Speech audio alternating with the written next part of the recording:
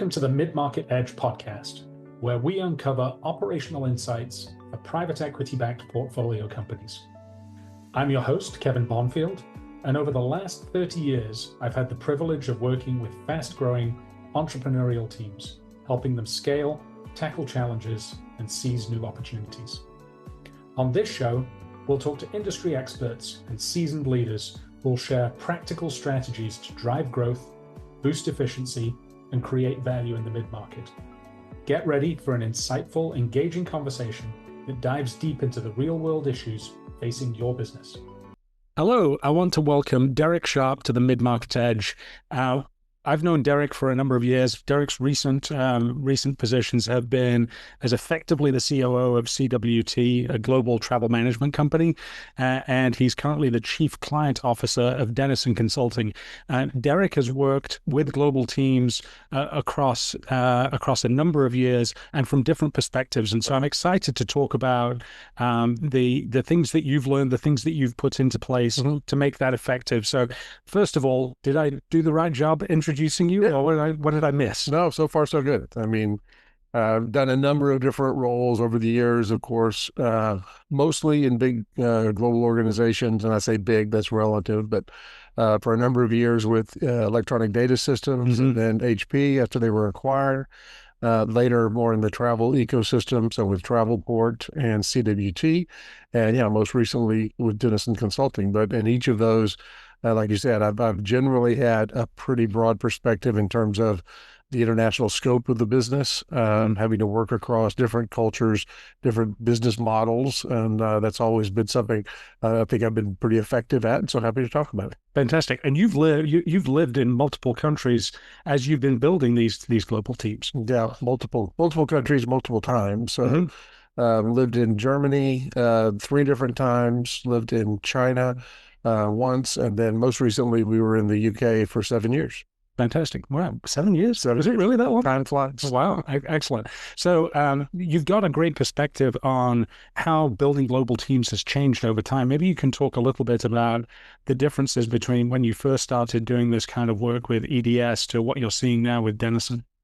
Well, I'll tell you, with EDS and then HP, I mean, we were a very big Fortune 100 or Fortune 50 company that had a very American style. So you were an American company that happened to be working overseas. And so at that time, what I'd say is, the benefits that I brought much of the time was just I came from the mothership. Yeah. I could kind of explain how things were done at headquarters or why something that was being done in an international market would be seen a certain way. But I think that, if I had to characterize my experience at that time, it was kind of translating the U.S. way of doing business to those other teams and helping them fit their solutions or their proposals or whatever into something that would be well received kind of back at home, if you will.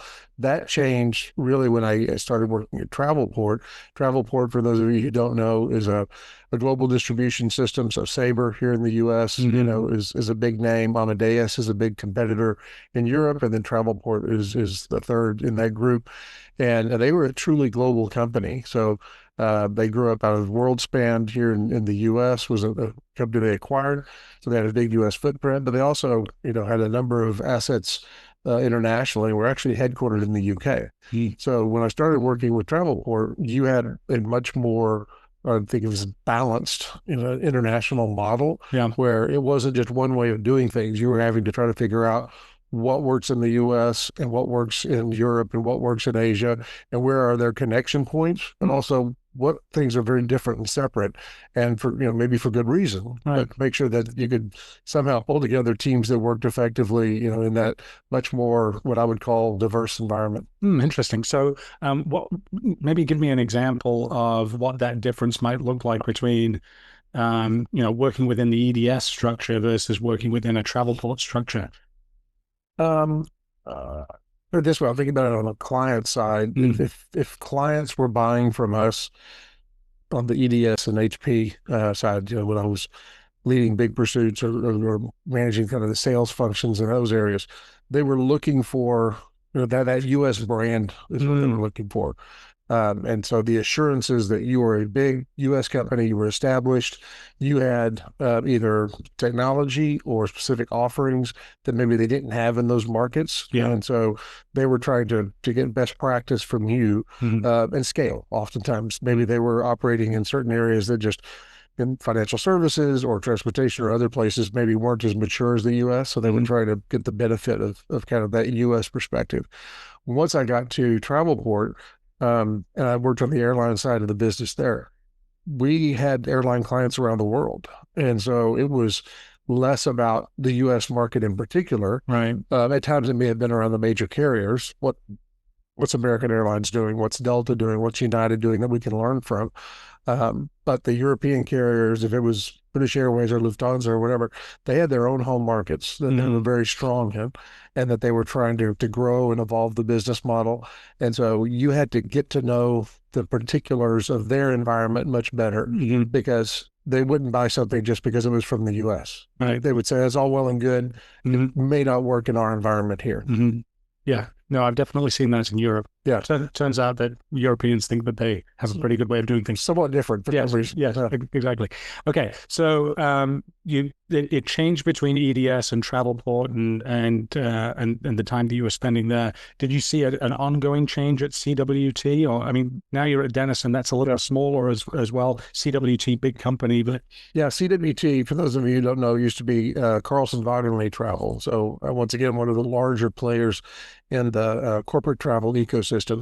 And they, just the name, Carlson was a U.S. company, Wagonlit was a French company, right? So that was a product of that merger. So you did have different cultures in there, but a big footprint as well. I mean, my last role, where I was effectively head of global operations, probably about 7,500 people in our team there. And so a lot of the call centers and contact centers, both that we had in-house and also through partners, but it also included sales engineers, account support teams. And then, it was truly global. We had a really big presence in the U.S. and Europe, but we had a footprint in Asia. We had stuff that we did in Africa, South America. So that kind of scope and scale and complexity was something that was challenging, but also once again was something that they weren't looking for a single solution. You had to figure out by the market, by the customer, by their business model, what the best solution was and what we could sell and support. And the way that you describe it, just kind of a wider range of skills that you were able to find around the world when you were working with CWT, like later on in the evolution of the industry than when it was EDS. Yeah, I mean, I think you had, and once again, this is not just one particular company, but I think if you look at the business models overall, they evolved over that 10, 15, 20-year period. I can remember when I was with EDS and back in China, and you and I actually worked on a project where we were trying to build out a development center, and we were trying to hire 2,000 English speakers with computer skills. And we were early to that kind of phase, if you will, in terms of thinking of global development and support programs.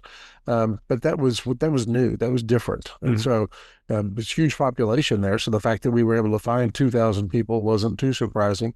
But then you flash forward to, now, and recently when I was with CWT, the scope and scale of the talent that's there, and not just with the computer talent, but the language as well.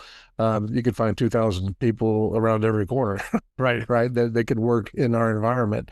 So yeah, that's the part where things move fast, and then more in ways move faster in an international environment, because if you take China as an example, they're trying to play catch up for what's happened in the West over the last 40, 50, 60 years. So there's a big investment in education, big investment in specific industries where they want to try to be competitive, and it's important to, as a global business person, to try to figure out how do you work in that environment and how do you balance what you're trying to do there versus other markets as well. Yeah, the one thing that I remember from when we worked in China was that the 2,000 people, that kind of the workers, the people who are going to get the work done every day, we can find those people it was the next one or two levels up where you were looking. I'm looking for some middle management who are going to actually run the place, Right. and are going to train and onboard these team members and provide mentorship and that kind of thing. That was the layer that seemed to be missing, Yeah. 20 years ago. But that started to fill in as well. It has, absolutely. And that's because, once again, those Western companies, including the ones, that I was working with at the time, we would bring over our management, Right. right? Because you wanted to teach them how your business model operated and get them kind of embedded in the way things work within your company. Yeah. But you couldn't do that forever. You had to figure out how you built out that next layer. And so some companies were better at it than others. But I think the combination of those early movers investing and kind of building out those skill sets that would, develop into strong management teams, and then just over time, those people of those 2000, developers that we had, there in Wuhan back in 2007. All right, a long time ago. Before, exactly.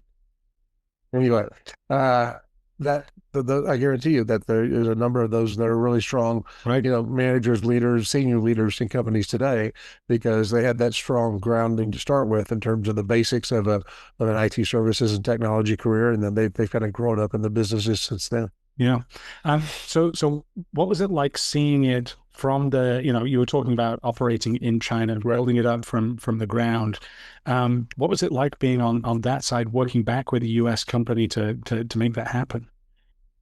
Well, first, what I realized is all of the phone calls were on Dallas, Texas time. Yes. So the first 2 or 3 weeks, I tried to be on every conference call, and I realized that meant I never slept. Right. So yeah, I had to figure out how to adjust to the local conditions. Now, it was interesting because it was such an important market, and such a focus in ways, right? And a focus in that not just EDS or HP, but every Western company was trying to figure out how to get to China, trying to figure out how to take advantage of that huge market opportunity, but also how to create a strong foothold there. Right. And so there was this tremendous, energy in terms of, we got to get there, the Wild West, basically. It was the Wild East. You've got to get there and make your mark. But the market, first of all, was so different in so many ways than how we do business in the West. And it was evolving so fast that it was hard at times to get the people back here in Dallas, Texas, or in, California, the HP era, to fully appreciate everything that was changing, in real time. And so you needed to have a lot more autonomy to try to make decisions in real time there, and with imperfect data or information, right? Because there you didn't have just the more mature, whether that's technical infrastructure or financial infrastructure, languages, very different. And for most all international companies, you're working with a partner. You have to have a Chinese partner. So depending on your partner and how that interaction worked at times, you may or may not have the full picture. So there's kind of a high risk, high reward element to it that, probably, if you think about China today, is still there. That environment has changed dramatically over the last 15, 20 years, but it's still something where there's huge opportunities just based on the scope and scale of what they have in that market. But, it does have complexities that many Western companies struggle with. Right. Well, I think that's helpful, right? The idea that you've got to provide, this can't just be a hub and spoke. You've got to provide autonomy for the teams that are operating in those locations, and they've got to be able to make the decisions because they're seeing the imperfect data on the ground. They've got better data than you have. But the other piece is that in a number of these countries, the idea is that you build the relationship before you put pen to paper, and that takes time, rather than, okay, we want to do a deal so that we can move forward and we can onboard people, right? And sometimes that comes into attention as well. Those kind of national cultural differences. Well, I think, first of all, back to the original example I gave you of many big American companies would come into a market and companies would want to do business with them just because of the scope and scale. Those relationships were oftentimes transactional. It was fine, it's an outsourcing deal or a big technology deal. You have something we don't have and we need it, so we'll go with you. That's those days are gone, right? And it is much more around investing in a market, investing time and, into relationships where either if you're in Europe, for example, they'll want to know, is there a European company that can deliver that same service? Right. That maybe has a different view as they've seen traditionally in the U.S. around sustainability or stakeholder management or whatever. If there are not alternatives, then once again, a U.S. company may be the choice, but usually there are. So you've got to show them that you're bringing something to the table that local German supplier or, Swiss company or company in the UK couldn't do. That takes time. That takes time and investment. And they want to know that, especially in a services environment where it's not just I'm selling you a product and then we're done. Right. If there's a long-term relationship and I'm depending on you for technology, for processing, for whatever, then I've got to trust not just that you're here today, but that you're going to be here tomorrow and that you're really invested in the market, in our business. And that takes time, that takes energy, and that takes people that can bridge those cultures on an ongoing basis. Yeah. And part of that is because the skills are being developed around the world now, you want the benefits of those insights, right? Where they're not going to, you're not going to get if it's just a transactional relationship with, I'm dealing with, this amount of transactions that need to go through the system, right? Right. So one of the things that you've talked about is just building those relationships, which is important regardless of whether you're coming from the US or Europe or wherever it is. How do you think about that, in terms of spending time with the teams, regardless of where they're at in the world? First of all, just being there makes a difference, makes an impact. There are still businesses today where leaders operate in a silo or they're in a headquarters building and Right. sending out instructions and they believe that people will follow them and it'll be great. Right? Yeah. And maybe that happens. Maybe sometimes, but I think probably a lot less than it has in the past. Yeah. So just being on the ground and not just for, 8 hours, but actually spending time, whether that's with the team on the ground, with clients, and making sure that they understand that you want to understand how things are going and that you're committed to trying to create those relationships and create an environment where they know that you understand them or that you're trying, right? You're investing that time and energy to get there. Because if you don't do that, then your local competitors will. I mean, your local competitors have those relationships. It's really interesting. We, with my current company, Denison, we work with partners quite a bit. And so there's an opportunity that is coming up of the hospital group in Switzerland. And so last month I was on the ground and they're in Zurich meeting with our partners. And we said, look, here's a big RFP this coming. We think there's a lot of opportunity here. Here's how we see it, right? And he quickly got up at the board and started saying, we're going to have 3 competitors. Here's each competitor and how they will present their strengths, to this hospital group, including one of them is very close to the government, and this group has government investment in them. Right. Here's what Denison you need to do, or we collectively need to do to think about countering that. We never could have done that on this side, right? Now, the flip side is we have tools and technology and insights or whatever that our partner doesn't have. So that local market knowledge and our, IP and our capabilities, we think makes a winning combination. Yeah. But you've got to have both. You can't just assume that you create a great solution and everyone will buy it regardless. You've got to get to know the market or have those partners that can help you make those connections. Right. Yeah. They're helping make the overall solution better than it was if you were just going to build it. Well, and relevant to that environment. Right. And the other thing is you talk about building relationships, no matter where people live in the world, is, my experience is that there are times when you're first building that relationship, you may get some of the information, but maybe not the cold hard truth of what's going on in an operation or what's good or what's bad. And it's almost like building that trust allows you to actually get down to the second or third level and talk about how you can truly be successful together. No, I totally agree. And it's different, once again, by environment. I mean, if you're doing business in Africa, that's different than doing business in Asia, different than, doing business in Europe. So you have to understand and appreciate the fact that you need to understand and adapt where you can to those local styles. Yeah. There's lots of examples as where based on a cultural norm, something may happen that we, as Americans may or may not understand. Yeah. So you've got to do the homework up front and make sure that you're able to connect with them where it makes sense for them, and to understand, once again, that may mean there is imperfect information at times. Right.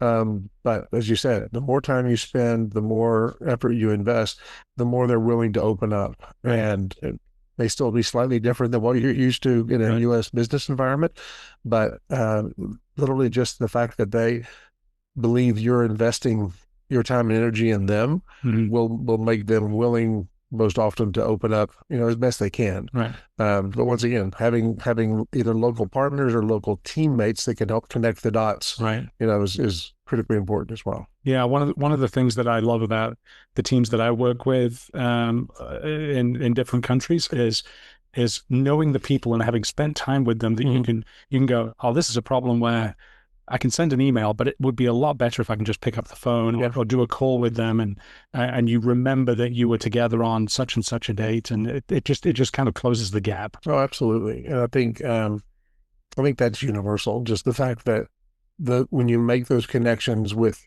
people, that that's what they remember, and that's what creates a willingness to keep coming back and doing business with you. Yeah. When I was working in Germany, we were pursuing a deal with a big German bank, and their CIO, who was one of the key decision makers, said that what he was looking for in terms of a relationship. He said there's a good model that they closed a big deal with SAP, and this was a multi-million dollar long-term engagement. But when they were signing the contracts, probably the CEO, their SAP at the time, signed the contract, but then he took out his business card and wrote on the back, and he said, "That's my mobile number. You call me if anything ever happens. We never need to look at this contract again. You call me if you need anything." And so he said that was the connection. That was where, sure, the teams have put lots of time into making sure that the financials work and the technology works and the business processes in place, but it's that connection of knowing that, okay, I really do believe that he was, being truthful or honest, that if I call him, he's going to make sure that it is taken care of. So those are those things that at times come much easier if you're from that culture, right? Understand where to make that connection. But if you're new or if you're working in an international environment, that's the trick. Figure out how do you, in that environment with those people in that particular opportunity, show them that you're trying to create that really personal connection. Right. Awesome. So we talked at the beginning about your new role with Denison Consulting, which I think connects into this, just given the deep insight you have into how culture is different in either in different locations or functions and so on. So maybe you can tell us a little bit about Denison Consulting and how that fits in here. Sure. So Denison Consulting was founded in 1997 by Daniel Denison, and Dan was in the University of Michigan in their business school and teaching. And one of the things that he thought was fascinating and also made your head hurt is, how do you take all the literature that's out there in the corporate world around what a strong corporate culture looks like, Peter Drucker and everybody else, but how do you pull that together in something that is measurable and something that you can track over time, right? And something you can understand, if certain parts of the model or certain parts of the business have, causality in terms of, if you get these right, it has a bigger impact than some of the other ones. So he put together a core model that we still use today, and we have, especially over the last probably 6 or 8 years, developed a lot more capabilities around research and analytics and other, kind of consulting capabilities. But the core model really looks at 4 different dimensions of the business. The first is, if you're thinking about the mission, the strategy, the direction, where are we going and why? Is everybody aligned around what we're trying to get done? The second is around the team. Do we have the right people in the right place? Are they empowered? Are they doing what we need them to do to get there? The third is the market. If you're looking at the external world, and that could be your customers, that can be your competitors, what's happening out there that you need to understand and kind of process that information back through the company. And then the last is around process procedure. Do we have the tools in place and the processes in place for work to get done across the business? And so we've got 3 different indices in each of those areas, so 12 total. And then we have a survey that goes out, and it's amazing that it's a very light touch tool. It's something that you can do in less than 10 minutes generally. We have open-ended questions that go in there as well. But you get the results, and then the intent is, by the way, that we push this out to the entire employee population. Right. So I've been involved in a lot of kind of top-down strategy or top-down culture work where you're trying to get the executive team really well aligned. And I think that's critically important. And I've really benefited from that over my career. I love the fact that at Denison, this is getting that bottoms up view to the people that are in the trenches doing the work every day, understand that strategy. Do they understand the direction? Do they know how to manage trade-offs? Are they getting the communication they need, the training, et cetera? And so the good news is, as opposed to big consulting agencies that might say, "Hey, we can do that for you. It'll take 6 months and cost $5 million or whatever." We can generally do this in somewhere between like 5 to 6 weeks. Everything from the initial survey setup. We do what we call discovery interviews on the front end, generally talking with the leadership team just to make sure we understand the business context, running the survey, and then doing all the analytics on the back end. And then being able to stand in front of the leadership team, on the client side and say, here's what we're seeing. And we are able to slice and dice the data by function, by location, by region. So from the cultural perspective, you talk about, here's what you're seeing in Europe versus Asia. Here's what you're seeing even in the US, East Coast versus West Coast. But we're also able to look at data, by level, by function, by gender, any demographic they have within the company that they kind of measure and monitor by.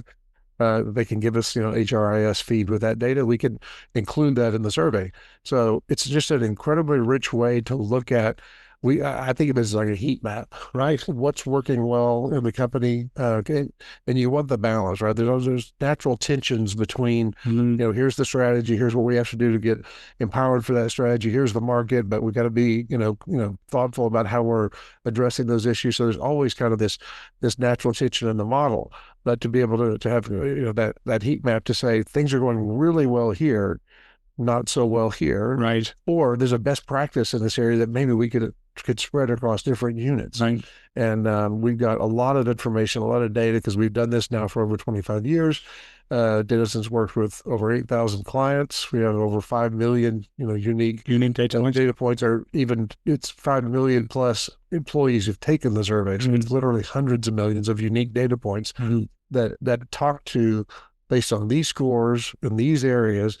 If you're improving, this is what we tend to see in terms of your KPI improvement. That could be revenue growth. That could be, bottom line growth. It could be higher employee engagement scores. There's lots of places. And we're also able to take data that the client may be using on something like an engagement survey and map that to our tool to see, okay, if you're improving in these areas, here's what you can see in terms of tangible business benefits if you're doing that.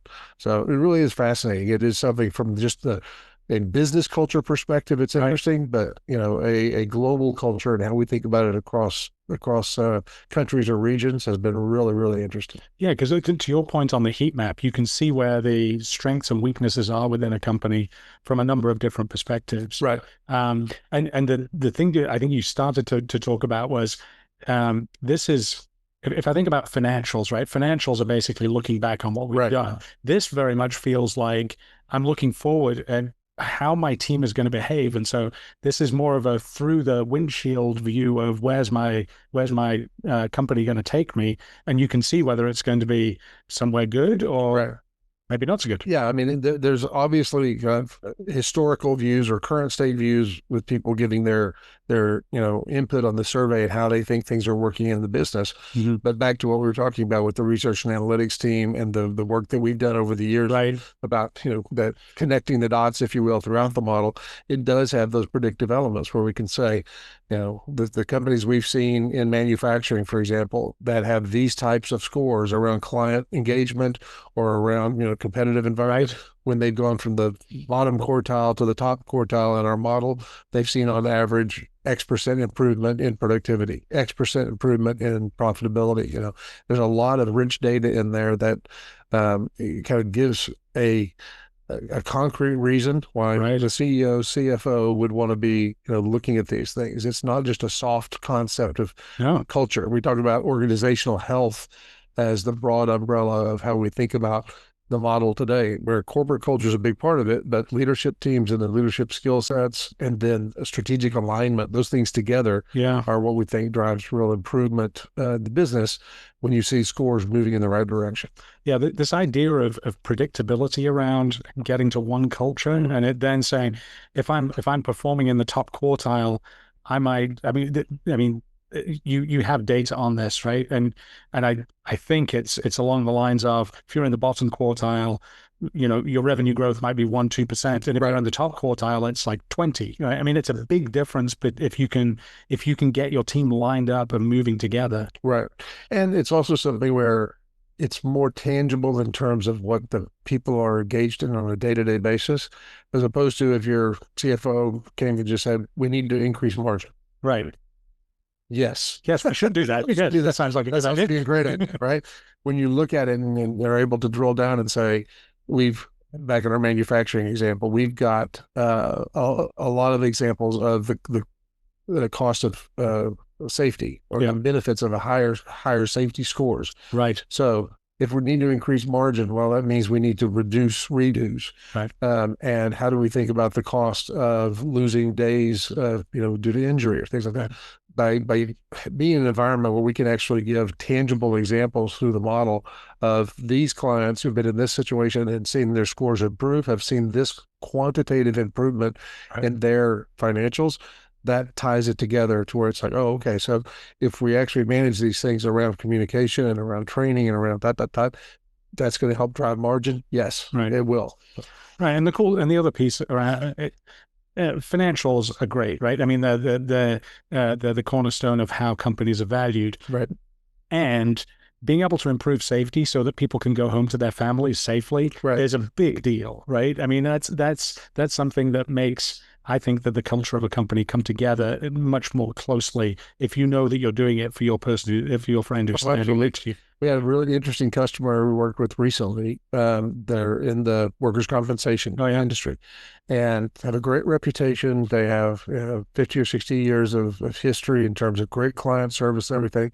One of their business challenges, interestingly enough, the workplace is getting safer. So if the workplace is getting safer, that means fewer people think they need a workers' comp plan. So they have to go out and try to sell more and more. And there's some pressure on their price points too. So they have to try to sell more policies to maintain their revenue, while at the same time knowing they're going to have to service a lot more. So there's pressure on margin. So it's really interesting to be in an environment where our problem, quote unquote, it's much safer, right? And they said at the time, they're like, that's a good thing. Don't get us wrong, right? But it puts pressure on their business model. And so for them to be able to kind of communicate throughout the company the need for change, because you had a lot of people who'd worked there for 10, 20 years that said, this company's always been healthy. It's been very stable. And we have a great market share. We have a great reputation. It's like, yeah, all those things are true.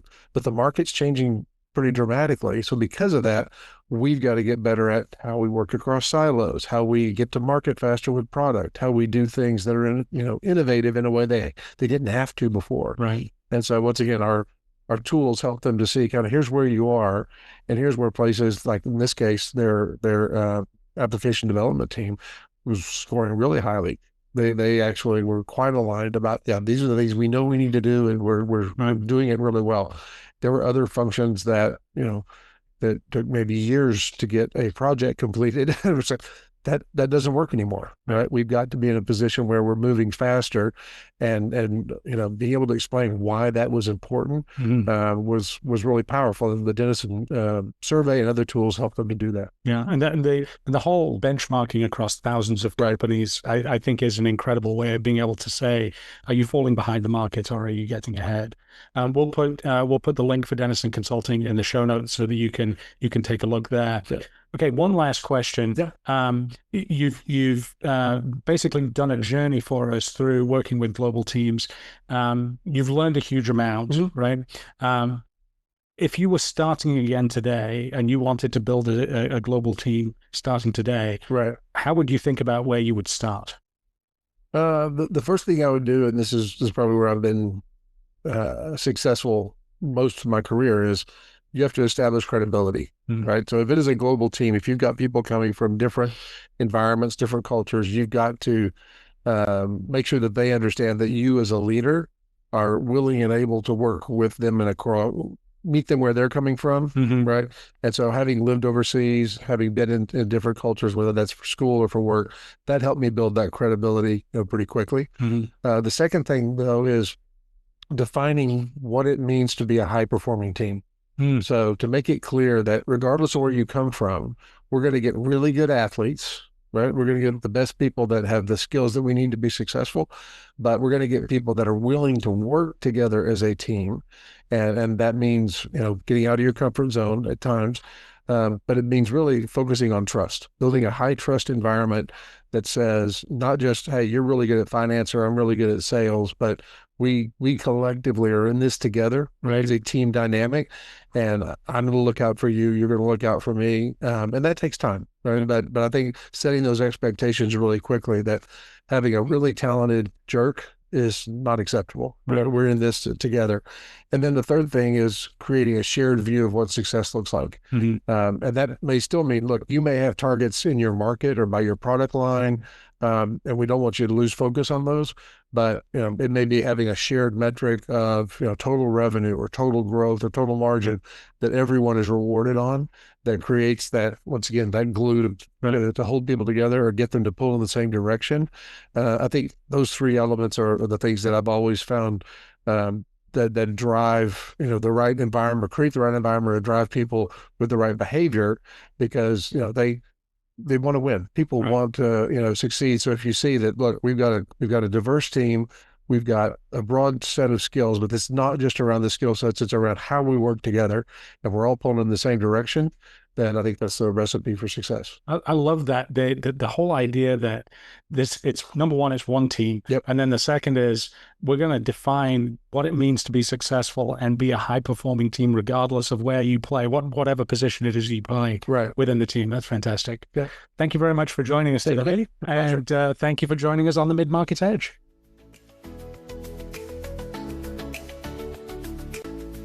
Thanks for tuning in to the Mid-Market Edge podcast. For more information, visit the Mid-Market Edge website at midmarketedge.com. Details are in the show notes. Remember to subscribe and like the show so you'll never miss an episode. And until next time, keep building your edge in the mid-market.